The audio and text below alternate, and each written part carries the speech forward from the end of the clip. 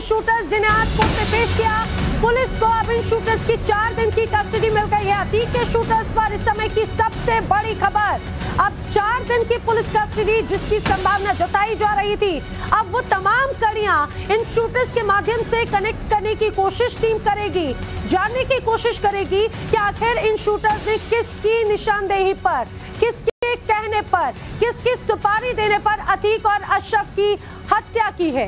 आखिर किसने इन्हें पैसे मुहैया कराए, किसने इन्हें हथियार दिलवाया, आखिर कैसे ये तीनों बांदा, मीरपुर, कासगंज के अलग अलग जगहों से ये लोग एक साथ इकट्ठे हो जाते हैं। ज्यादा जानकारी के साथ मनीष जुड़े हैं। मनीष, जल्दी से बताइए क्या अपडेट है।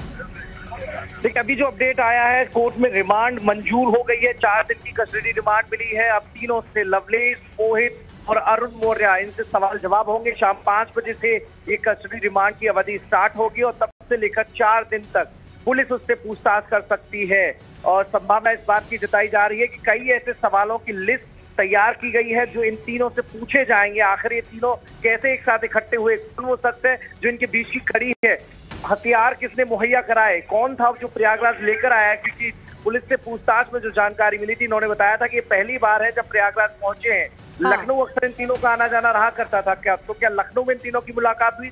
लवलेश ने लखनऊ यूनिवर्सिटी से पढ़ाई भी की है, तो ऐसे में क्या लखनऊ वो जगह हो सकती है जहां तीनों मिले? वो शख्स सफेदपोश है, कोई माफिया है या कोई कारोबारी है जिसे अतीक और अशरफ की मौत से सबसे बड़ा फायदा होने वाला था? तो ये सारे ऐसे सवाल हैं जिनके जवाब लेने की कोशिश इस रिमांड अवधि के दौरान होगी। मनीष, और ये भी माना जा रहा था कि जैसे ही ये पुलिस पूरी कस्टडी पुलिस को मिलती है, उसके बाद में सबसे पहला जो पड़ाव होगा वो सीन रिक्रिएशन का होगा। तो आज ही मौका वारदात पर टीम लेकर पहुंचेगी इन तीनों को। देखिए, जो संभावना बताई जा रही है कि अभी पुलिस लाइन में ही रखकर पूछताछ होगी। पहले सभी सवालों के जवाब लिए जाएंगे ताकि बेहतर तरीके से चीज को समझा जा सके। क्योंकि ये जानना बहुत जरूरी है कि अगर ये तीनों लोकेशन पर मौजूद थे तो क्या उससे पहले इनके साथ कोई और शख्स था जो इनको गाइड कर रहा था, जिनके डायरेक्शन को मानकर ये आगे बढ़ रहे थे, जिनके डायरेक्शन को मानकर ये हॉस्पिटल में पहुंचे थे, वो भी बिना फोन के। फिर जानकारी ने कैसे लगी कि अतीक और अशरफ आने वाले, इस समय पे आने वाले? तो ऐसे सवालों के जवाब पहले निकालना बहुत जरूरी है ताकि जो सीन को रिक्रिएट किया जाए, तब सारी असलियत सामने आ सके। ये बता सके कि कौन लोग कहां पर खड़े थे, कब इन्होंने हथियार निकाले, कब इन्हें पता चला कि अतीक और अशरफ आने वाले हैं, कौन सा रूट इन्होंने लिया था, क्या इन्हें पहले से रूट की जानकारी थी कि अतीक और अशरफ को इस रूट से लाया जाएगा? तो ऐसे सवाल जब मिलेंगे, क्योंकि हॉस्पिटल था, इमरजेंसी थी, इमरजेंसी में बहुत सारे मरीज हो सकते थे उस वक्त, क्योंकि कई दफा ऐसा देखा गया है कि बड़ी भीड़ उस हॉस्पिटल में रहती है। तो ऐसे ये क्या पहले से जाना गया था कि इस समय हॉस्पिटल में पेशेंट नहीं होंगे, तो ये समय मुफीद होगा? बिल्कुल, यानी कि जिस तरह से इनके पास से जो इनकी प्लानिंग थी, उसमें सिर्फ ये 3 नहीं बल्कि और भी वो कोई व्यक्ति है जो लगातार इन तीनों को गाइड कर रहा था, और भी कोई ऐसा व्यक्ति है जो बगैर इनके मोबाइल के इन्हें ये बता चुका था कि किस जगह पर अतीक और अशरफ को टीम लेकर पहुंचेगी, किस रास्ते से पहुंचेगी, कहां पर गाड़ी खड़ी होगी और कहां पर ये मीडिया से बात कर सकते हैं।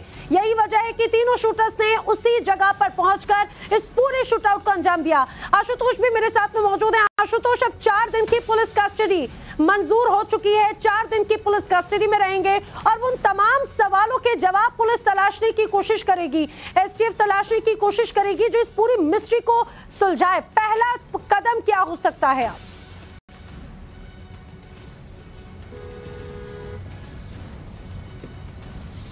देखिए, जो हमारी जानकारी है उसके मुताबिक एसटीएफ ने कुल 100 जो सवाल है उनके जो फहरिस्त है उसकी बना रखी है और अब एक एक कर इन सारे जो तीनों जो आरोपी हैं उनसे एक तरीके से पूछताछ की जाएगी। सबसे बड़ी बात यह है, कहा यह जा रहा है कि ये जो तीनों आरोपी हैं, जो तीनों हत्यारे हैं, वो सिर्फ प्रयागराज ही नहीं बल्कि प्रयागराज के पहले जो साबरमती जेल से वहीं से इसको ट्रैक करते हुए यहाँ प्रयागराज पहुंचे थे। और कहा यह जा रहा है कि इस दौरान वो इस बात की ताक फिराक में थे कि कब अतीक अहमद के वो बेहद करीब पहुंच सकते हैं, कब सुरक्षा व्यवस्था जो है उसमें थोड़ी सी कमी देखने को मिले। और शायद यही कारण है कि जब उनको ये पूरे तरीके से मालूम हो गया कि शनिवार की रात तकरीबन 10 बजे केल्विन हॉस्पिटल में सुरक्षा व्यवस्था में थोड़ी सी लापरवाही है यानी ढील है, लिहाजा वो अतीक अहमद के बेहद करीब पहुंचते हैं और इसके बाद ताबड़तोड़ अतीक अहमद और अशरफ को वो ढेर कर देते हैं। बड़ी बात यह है कि इस दौरान उनको कौन मदद कर रहा था, उनके पास हथियार कहां से पहुंचे, उनका मोटिव क्या था, ये सब कुछ जो बातें हैं वो एक एक कर अब जब इनसे सवाल जवाब किए जाएंगे तो वो सामने आएंगे और हर किसी की निगाह इसी बात पर टिकी है।